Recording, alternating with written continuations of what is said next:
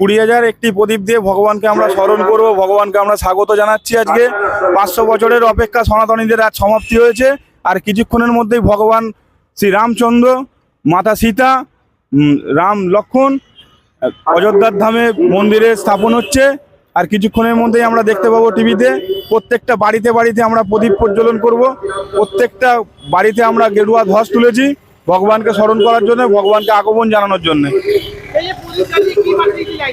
প্রদীপ জ্বালিয়ে কিছু বার্তা না, প্রদীপ জ্বালিয়ে ভগবানকে আমরা আগমন জানাতে চাইছি। প্রদীপ হচ্ছে একটা উজ্জ্বল অন্ধকারের শিখা আলো, আলো ভবিষ্যৎ যাতে আলোয় উজ্জ্বলিত হয়, তাই আমরা সেই বার্তা দিতে চাইছি যে পৃথিবীর মধ্যে সনাতন সংস্কৃতি, ভগবান শ্রী রামচন্দ্রের সংস্কৃতি এসে আরো উজ্জ্বল ভবিষ্যৎ মানুষের তৈরি হোক, দেশ আরো উজ্জ্বলিত হোক।